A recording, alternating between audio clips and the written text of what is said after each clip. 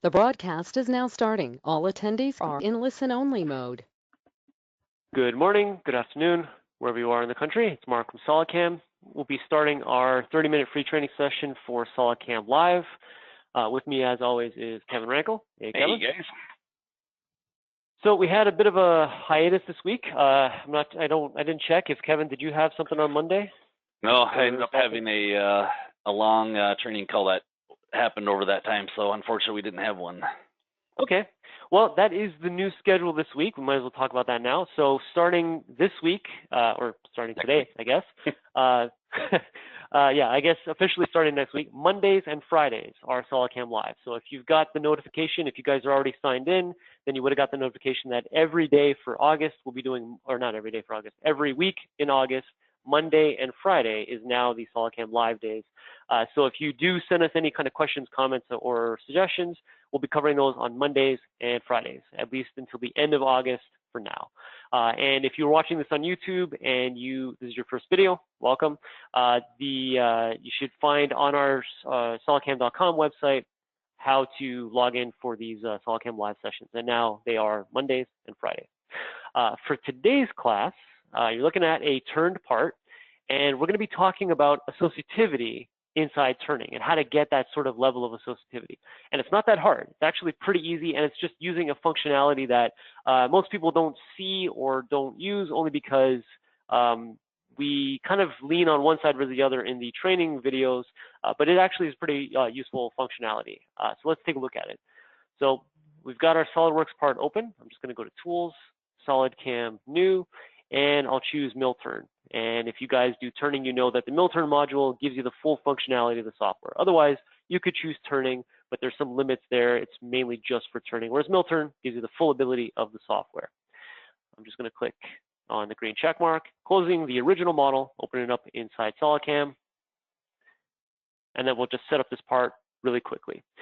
So I'm just going to use this default post that I have here. I'm going to do a center of revolution face, click on the outside face, making sure it's on the front end there. I'm just going to do a flip around Z to get X to point at that keyway, and that's it. Front center of that part for a turn part. Click the green check mark, Mac 1 position 1, and then stock. So everything we're doing pretty much is the same as you would do on the milling side of things, or your general turning. There's nothing here that you have to do special to get that associativity. If anything, it is highlighting how this all works. When you choose that solid, it generates a stock definition around it. When I choose my target, it's going to give us a target profile that we could use in our turning toolpaths. So again, I'll just click the green check mark.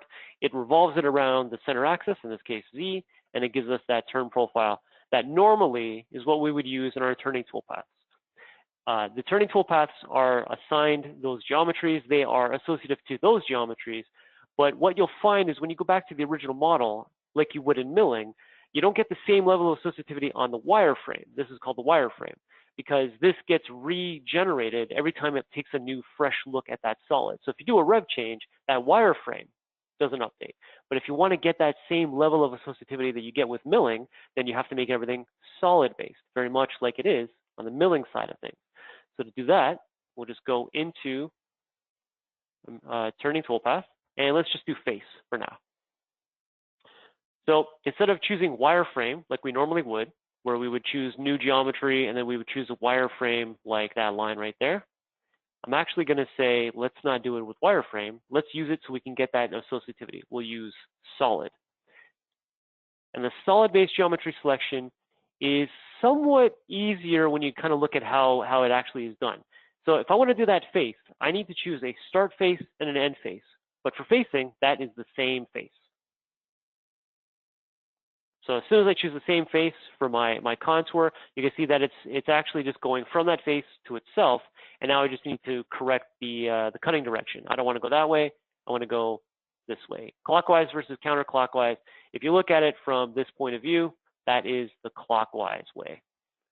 So we just click the green check mark, and that generates the same sort of, I don't want to call it wireframe because that would be confusing, but it gives us that same profile we would use in our turning toolpaths.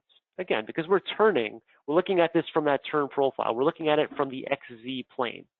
And for those of you guys that are kind of used to doing the milling side of things, usually when we're doing a milling, we're picking a profile, you know, a pocket, we're going off of chains, where now we're going off of actual faces. So yeah, so it might seem just a little bit different for some of you guys that have been using the milling package previously. Yeah, but it's a good way to look at it, because in the milling package, you're choosing the edge of a solid, a three-dimensional solid or whatnot, and that edge is formed by the faces of that solid. The same thing's happening here. The only difference is the geometry is being formed by the intersection of that face with the XZ plane, the turned plane. So that's exactly what's going on. So every one of these geometries that we're about to generate for the facing and the turning, think of it like you're still choosing the face of your solid, but instead of choosing the edge that it makes with another surface, you're actually selecting that face to get the cross section that it forms with that turn plane, if that makes sense. That's at least how I think about it in terms of a geometric sense. But even though it was formed by the solid, you get that same sort of ability to do the auto extend at the start and the end. You can still program it exactly the same way you did before. I'm just going to go in here, and I'm going to, I guess in this case, I have to create my tool real quick. So let me just define my tool.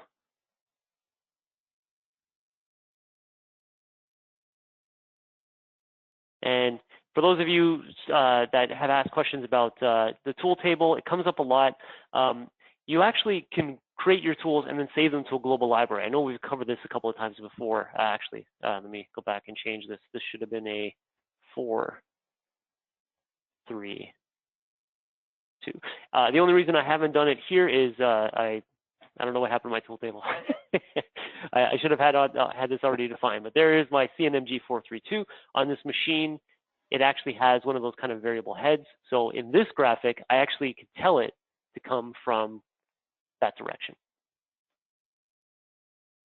Okay, so that is set up there. Levels, same as we see with other turning tool paths. I'm just going to do this as a rough and a finish.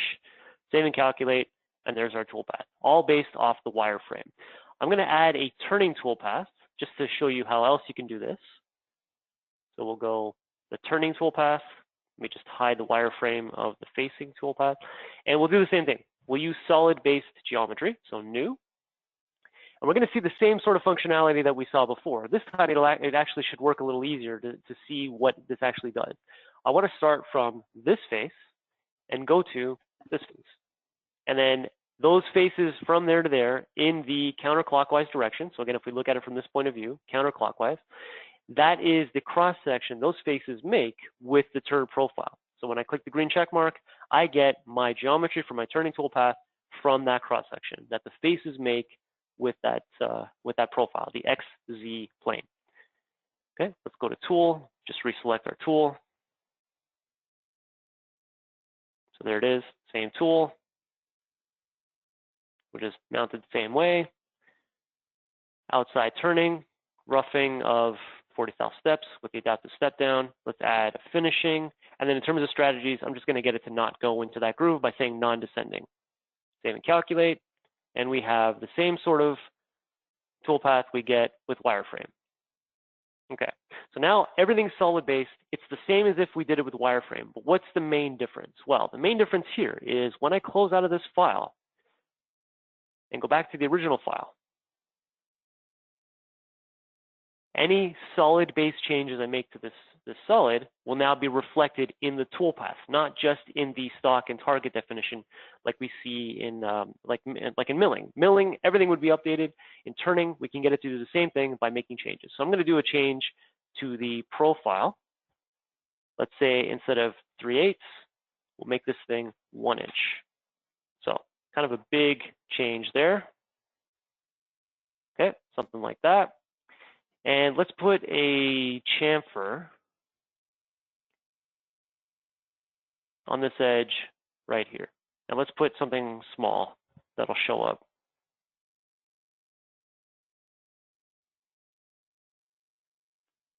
So let's say we put in 50 thou, just so we can actually see that there's still that diameter there, and we've got that face right there. Okay, so some major changes to the part. We actually expanded the size of that groove, and we added a chamfer there. So if we were doing this with the wireframe, we would probably have to reselect the solid, regenerate that target profile. Not too much of an extra task, but that wasn't anticipating a rev change. But with the solid-based one, it was easy enough to recreate it using solid. Actually, in some cases, even easier because you can choose start face and end face, and it finds that whole profile for you. But even more so, this will help you with the rev change. You've seen me do this in the tips and tricks video where we talk about configurations. It's for the same reason, because in configurations, we're also looking at the ID numbers of those faces. We're doing the same thing here. We've tied it into the ID numbers of those faces. My design model, which is my copy, my associative copy of the original SOLIDWORKS model, recognize the change. Do I want to replace it? I'll say yes. And we'll see that the original model is now updated to show the expanded groove. It's got that chamfer there.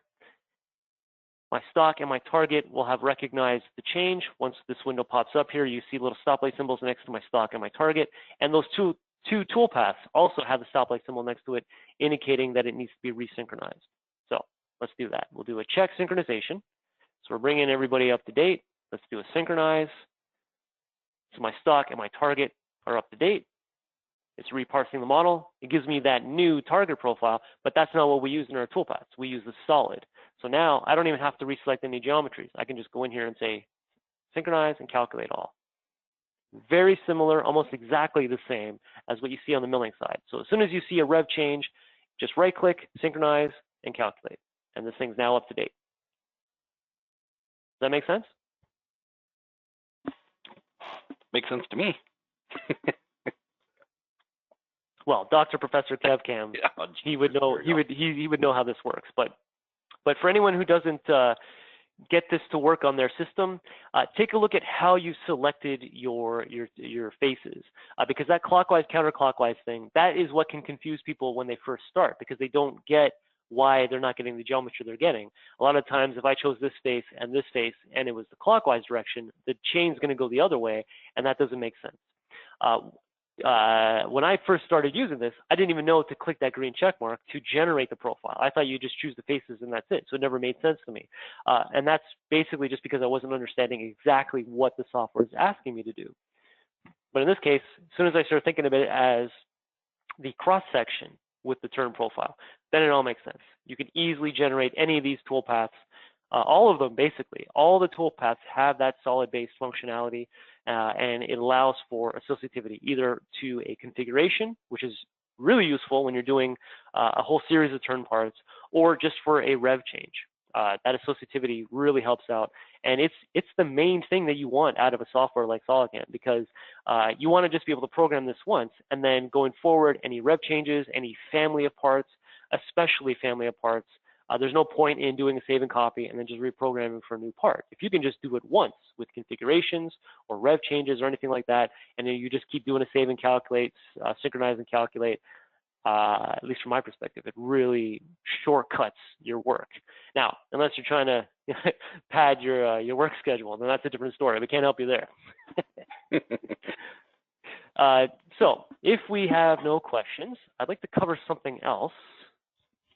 And it's a question that's come up a few times, and I want to see first what Kevin's input on it is, because different industries think of it different ways.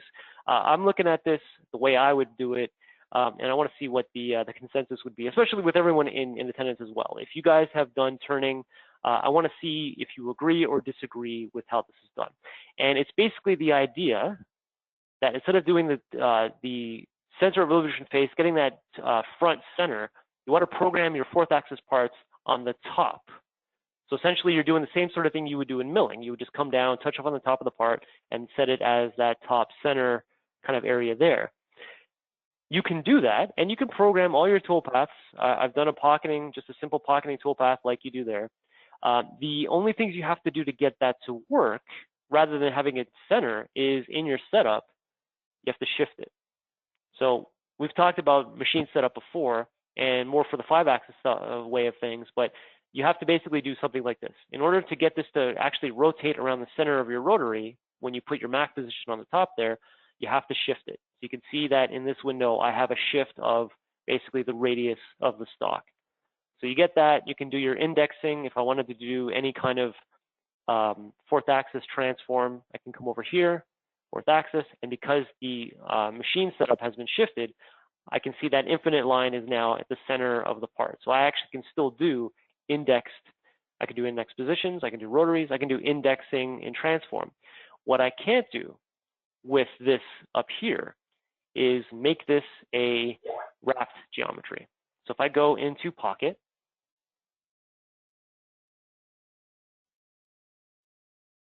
okay, Mac 2, new geometry.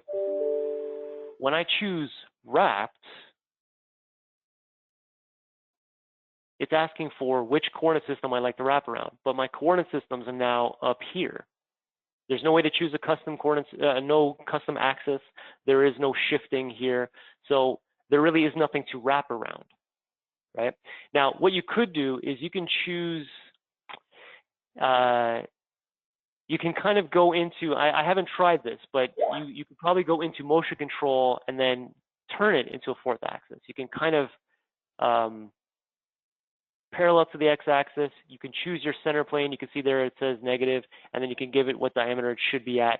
So this is the same way to get that wrap pocket, but it's an extra step.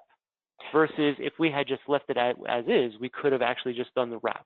But Kevin, what do you think of that? Yeah, I don't, I mean, it definitely can be done.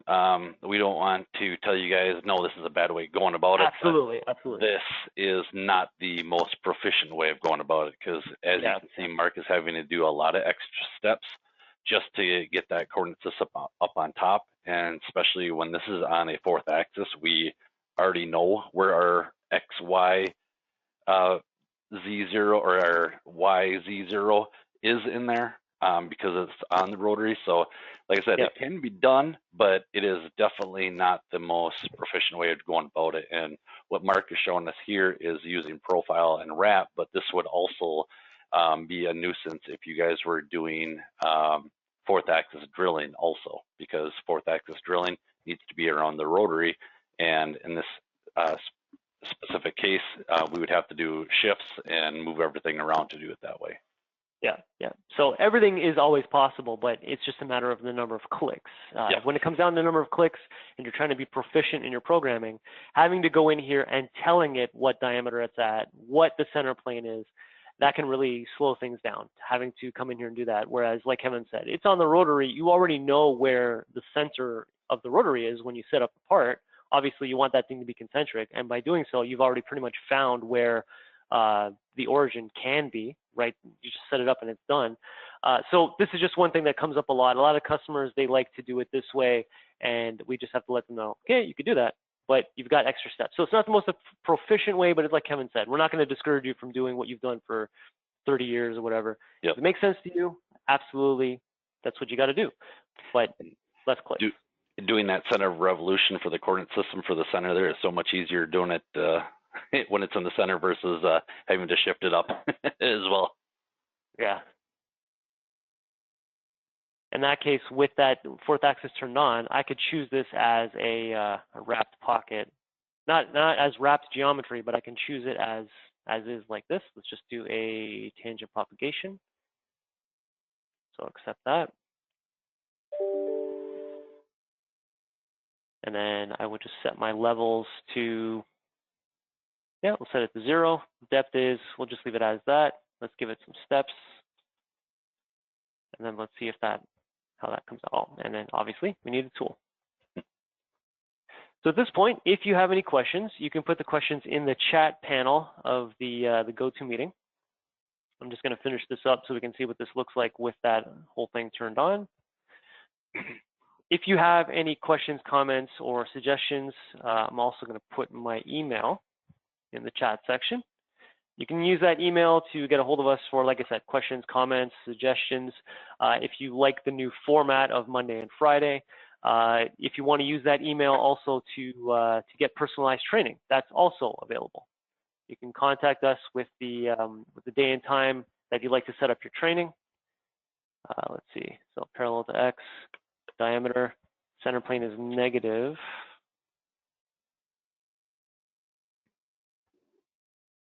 That might still be off of the x-axis. So yeah, there might be some work here to get this to work, but it's definitely still possible. But let me just go back to what I was talking about. So with the email, you can get a hold of us with the day and time that you're interested in getting your own personalized training. Personalized training still uses GoToMeeting, but it's with you one-on-one or with your team, your company's programming team. And we still use GoToMeeting, but we also use the phone aspect of GoToMeeting. So you can give us a call and we can talk live. You can ask your questions live, and it's much more of a questions and answer period for you specifically. That also means that if there's any kind of proprietary or any kind of classified information, it stays within the GoToMeeting. We also have the ability to record those GoToMeetings. So if you wanted to record it as your own personalized SolidCAM Live kind of thing, you could do that as well. If you know anybody that can benefit from SolidCAM, let them know about SolidCAM, give them our contact info, or get them to contact us. And if they go into a demo, I'm guessing, Kevin, if I'm right, we're still running the promo of $100. Yep. So $100 gift card. I'm not sure if that's a Visa or what, but you get $100 just for getting someone into a demo. Card. Okay, perfect, Visa. So anyone in Canada and the US can use that. So $100 just for getting them into a demo. If they go to sale, you get 20% of that sale. Regardless if it's SolidCAM Live or not, that is a finder's fee that you get for just the sale of SolidCAM with your help. So it's a good chunk of money just for helping us to do our own marketing. Like I said, we're continuing this every week, Monday and Friday at 2 p.m. Eastern time. So if you have any questions, send it to me throughout the week, and then we'll either use it on the Monday or we'll use it on a Friday. Hopefully this will give us more information to send you guys.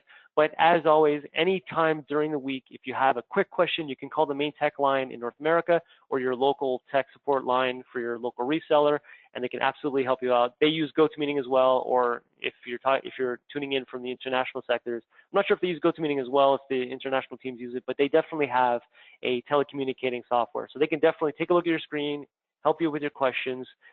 We are here to help you guys. Any kind of questions you have, absolutely give us a call. We can help you out. But for today, if there's no other questions, I don't see any questions in the questions panel. Let me just double check. Nothing there. Okay. So, yeah, so we will talk to you guys on Monday. Continue to stay safe, keep your family safe, stay busy. We'll talk to you guys on Monday.